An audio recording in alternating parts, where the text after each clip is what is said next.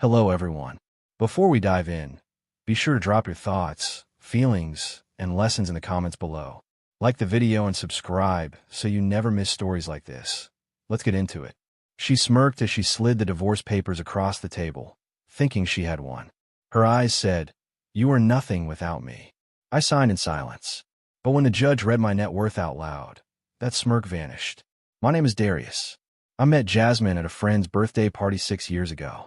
She walked in like she owned the room, confident, smiling, and dressed in a simple red dress that made her stand out without trying. I remember thinking, she is way out of my league. But somehow she talked to me first, said I looked like someone who did not belong there, and she meant it as a compliment. I laughed. She laughed. That is how it started. In the beginning, she was sweet, thoughtful. She would bring me lunch at work, surprise me with handwritten notes, sit beside me while I coded for hours, and say she did not mind. I thought I had hit the jackpot. We moved in. She said she loved my focus, my ambition, even if I was just a software person trying to build something from nothing. Little things started to bother me. Not at first, but over time. She joked that I wore the same shoes too often or said, "One day you will make enough to take me to New York City." I laughed it off, thinking she did not mean anything by it. I did not want to make a big deal out of comment. Everyone jokes, right? Then came the comparisons. Her father was in finance. Her brother had just opened another restaurant in Miami. Her cousin owned a vineyard in California. I did not come from money. My parents were school teachers. I paid for college through scholarships and side gigs. Jasmine would sometimes say, "You would not understand. We grew up very different." At first, it was just a fact. Later, it felt more like a warning. We still had good moments, movie nights, vacations. We would sit on the couch and plan what our dream house would look like. She said she wanted marble floors, a walk-in closet bigger than our entire apartment, and a pool shaped like a piano. I did not care about all that. I just wanted to build something that mattered and take her with me. The more I worked, the more she complained. She said I was married to my laptop. She started going out more with her friends. Nights turned into weekends. Then she started traveling without me. She said she needed space. The support I felt in the beginning was gone, replaced by roles, long sighs, and silence. I was still trying to build my app, working 12-hour days, thinking it was temporary. That once things took off, she would come back around. She did not. What she did instead, well, that is what you are here for, is it not? Because what came next was worse than I imagined.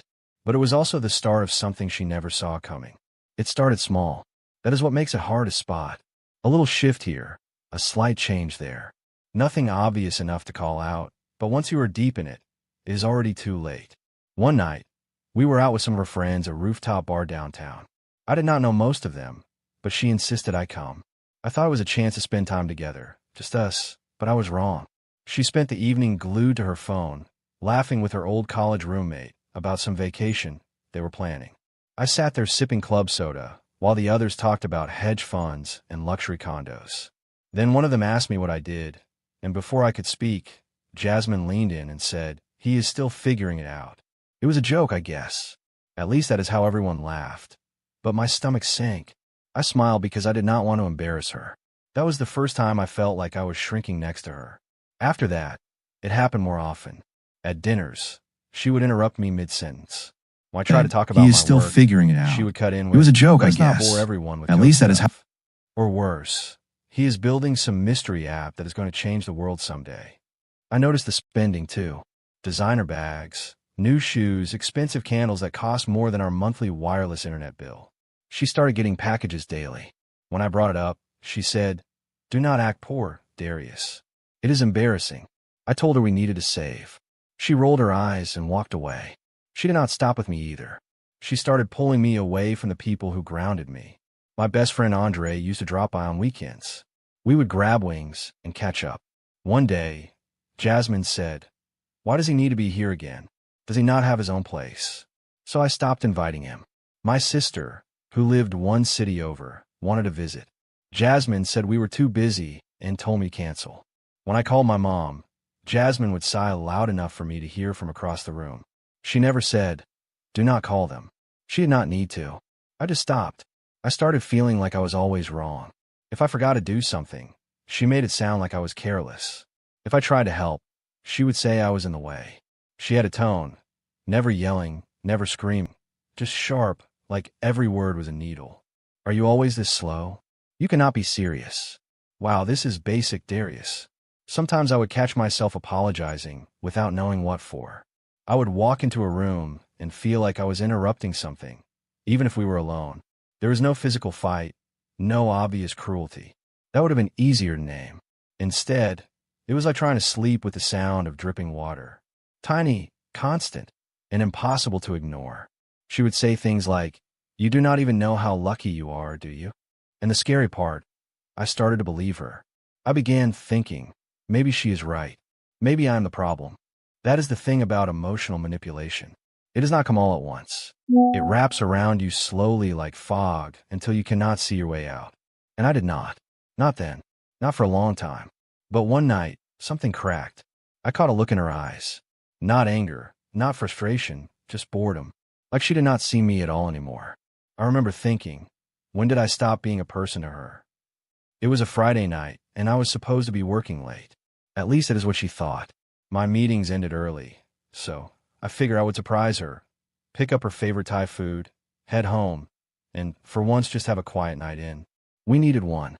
When I pulled into the garage, the lights in the house were on, music playing loud enough that I could hear it before I even opened the door. Laughter echoed from the living room. It was that high-pitched, too loud kind of laugh, the kind people do when they're showing off. I paused before stepping inside.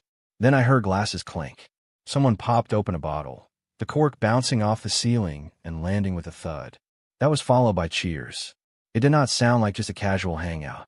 It felt festive. I eased the door open and stepped in quietly. They had not heard me. Jasmine stood in the center of the room, wearing a black silk robe, barefoot, with her hair curled like she was posing for a magazine. 3 of her friends were there. 2 I recognized, 1 I did not. The new one looked younger, barely out of college maybe. "You are glowing," one of them said. Jasmine twirled the champagne flute in her hand. "I should be. I am about to be free." Another one asked, "Is he still clueless?" She rolled her eyes. "He thinks we were just going through something." She mimicked air quotes. "Honestly, I do not even think he will fight it. He is so passive. It is painful." They all laughed again. I stood in the hallway, hidden behind the wall, my heart thudding in my ears. I could have walked in.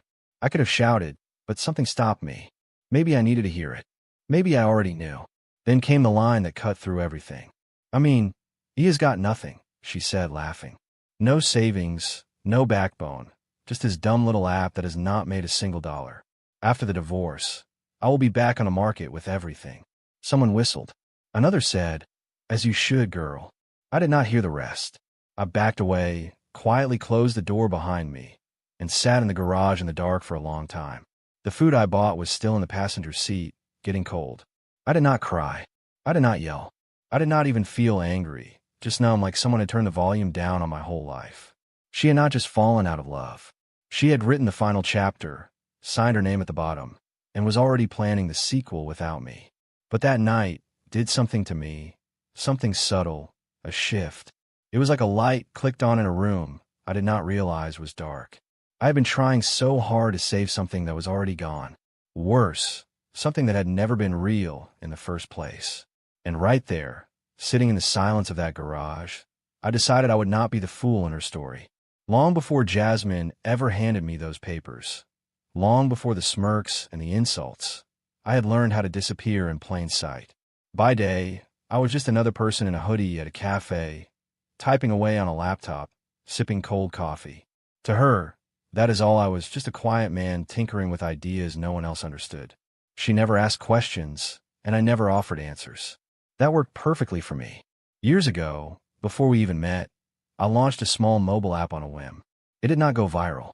It did not trend, but it caught the eye of a private investor group who saw potential in the back-end technology one had built. They did not want the app. They wanted the architecture. Quietly, we signed a deal. I never celebrated, never bought a flashy car, or upgraded my wardrobe. I kept driving the same 10-year-old sedan and wore discount shoes. The money went into a Delaware limited liability company with no public ties to my name, then another shell company, then into silent partnerships with a few promising startups. The cash never sat. It moved. Always moving. Always invisible. Jasmine once joked that I was all theory, no profit. I let her think that. The less she knew, the safer it was. My bank account, the one she could see, always looked modest. My spending habits, boring. She thought I was a man obsessed with potential, never payoff. What she did not realize was that I had quietly protected every dollar, every asset from the very thing she was planning. I had built a fortress with no front door. The house we lived in was rented in her name. The furniture was bought on her credit cards. The vacation she posted about last year was paid with points she never knew came from separate corporate card tied to one and started watching. She had no idea what changed in me, and I did not show her. I still made her coffee in the mornings. Still let her win every argument. Still nodded when she said things that used to cut deep, but I was not absorbing it anymore. I was storing it, cataloging, preparing. The first person I contacted was a retired divorce attorney my dad once worked with. Quiet person, sharp mind, no social media footprint. I did not ask for a referral. I went straight to the house. We talked on the back porch, no phones, no names. He gave me 2 numbers, one for a forensic accountant, another for a private investigator. I paid both in cash. The accountant showed me how to track patterns in our joint accounts. Little things Jasmine thought I would never notice. She had been using our shared card for gifts she never gave me, restaurant bills I had never seen, spa visits she never mentioned.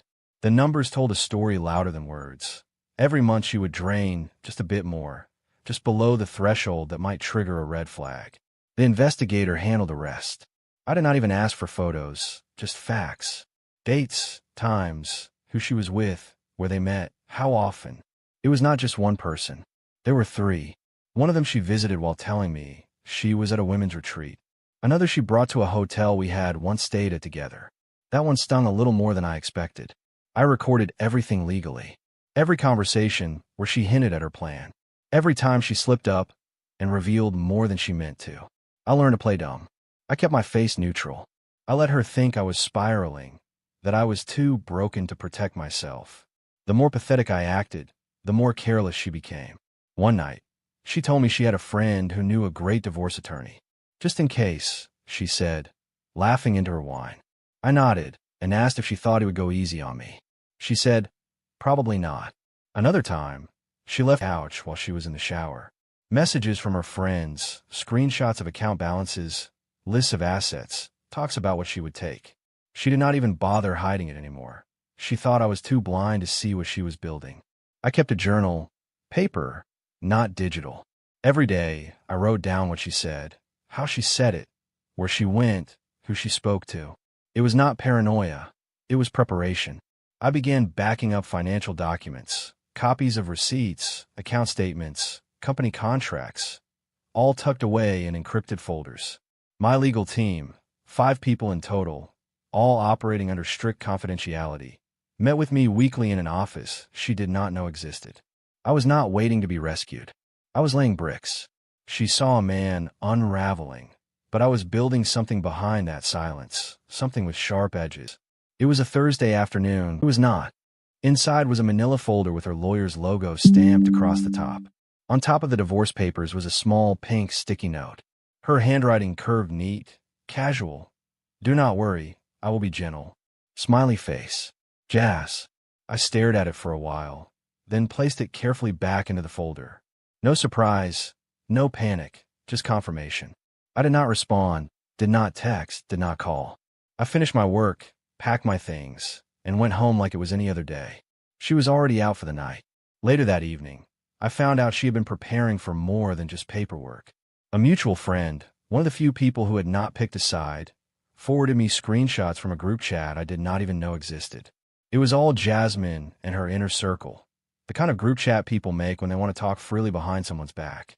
There she was, screenshotting the paper she had served, captioning it with, "Finally did it. Poor guy thinks he is getting the house. Laugh out loud." Another message. I might frame that sticky note. That is art. And the one that hit harder than the rest. He's going to fold. No fight left in him. He does not have the spine, let alone the money. The screenshots spread among our small social circle. People I had not spoken to in months suddenly knew everything, or at least her version of it. I was painted as the dull, broke husband who finally got dumped by the woman who had outgrown him. People who used to invite me to weddings and barbecues stopped returning texts. Mutual friends took sides quietly. Some even laughed along in the group chat.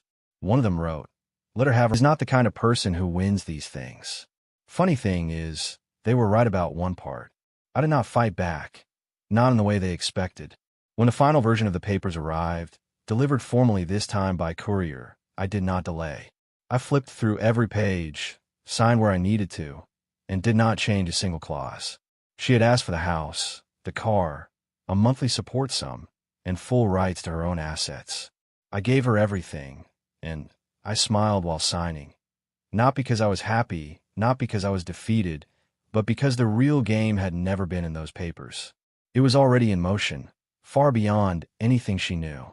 The courtroom smelled like old wood and cold coffee, sterile, quiet, heavy. She walked in like it was her show. Jasmine wore a tailored black dress, heels sharp enough to puncture egos, and a smirk that had not left her face in weeks. She did not glance at me, not once. Her lawyer walked just behind her, carrying a folder like it already held the winning ticket. I sat at the same table, just a few feet away, next to my attorney, Danielle. She stayed calm, hands folded neatly, eyes ahead. We did not speak. There was nothing left to prepare. Everything was already in place. Jasmine took the stand like she belonged there. She crossed her legs slowly, folded her hands in her lap, and tilted her head with that perfect performance of grace and disappointment. Her lawyer, a confident man in an expensive suit, began his routine. He told the judge how Jasmine had supported me financially, how she had covered our lifestyle, how she had funded the vacations, paid the bills, carried the burden of a marriage while I chased unrealistic dreams with no return. He walked bank records, payments she made, cards she held, statements designed to suggest I had lived off her generosity without contributing. "She is not asking for anything unreasonable, Your Honor," the lawyer said, glancing over his shoulder at me. "She is just asking for a fair outcome, one that reflects the reality of this marriage." Jasmine turned her head, met my eyes for half a second, and there it was, that little smile she wore like a crown, confident, certain. I said nothing. Danielle said nothing. Then the judge, an older man with silver hair and a sharp, dry voice, leaned forward from behind the bench. He adjusted his glasses and said, "I have reviewed both sets of disclosures, but I am not seeing any mention of deferred assets." Jasmine's lawyer looked confused for a moment, then quickly said, "Your Honor, to our knowledge, the respondent holds no significant financial interest. He has been financially dependent for the duration of the marriage." The judge tapped a pen against the file. "Mr. Carter, do you dispute this?" That is when Danielle stood. "Your Honor," she said, calm and clear, "we have submitted a supplemental financial disclosure packet this morning. It includes partnerships and interests in 3 separate trust entities, all acquired legally during the marriage and verified by an independent auditor." The air changed. Jasmine turned slowly, fully now, her eyes locking on mine. The color in her face shifted ever so slightly. Her lawyer began flipping papers, mumbling something about not having received it. The judge held up a hand. "We will pause here. I will need time to review this thoroughly. If your documentation checks out, and I assume it does, this dramatically alters the financial landscape of these proceedings." Jasmine's hands twitched slightly in her lap. Her nails tapped the wood of the table, slow, nervous, mechanical. She had come dressed for victory, but the ground beneath her had already been session late in the afternoon. The energy in the room had shifted. Jasmine looked smaller in her seat, her shoulders no longer squared, her fingers twitching slightly on the tabletop. Her lawyer sat stiffly beside her, silent, sweating through his collar. Danielle did not waste time. She stood with quiet precision and handed a final document packet to the clerk. No build-up, no speeches, just numbers, cold, clear, devastating. The judge reviewed it in silence, eyes scanning page after page. The room was so quiet I could hear the tick of the wall clock. Every pair of eyes, hers, her friends behind us, the small group of observers, watched the judge's expression.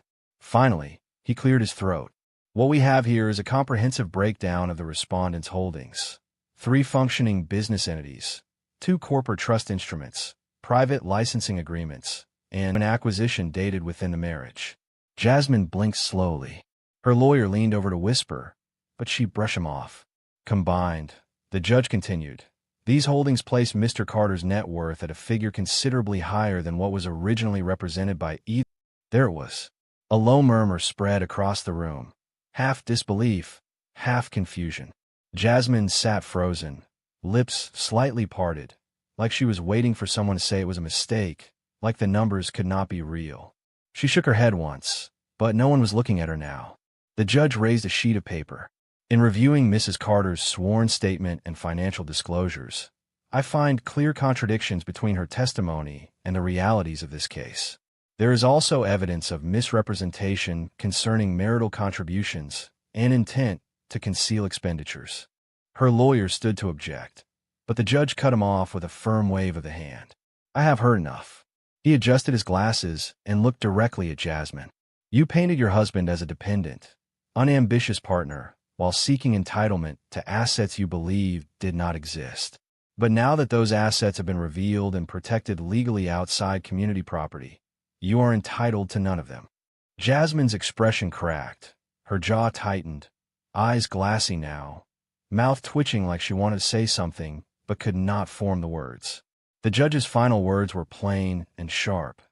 Due to falsified claims and lack of transparency, your petition for spousal support is denied.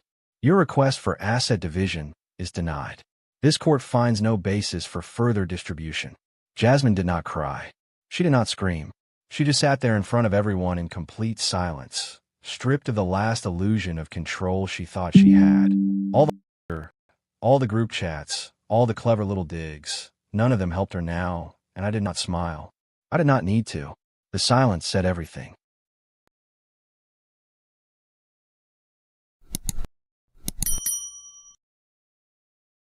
Hello, everyone. Before we dive in, be sure to drop your thoughts, feelings, and lessons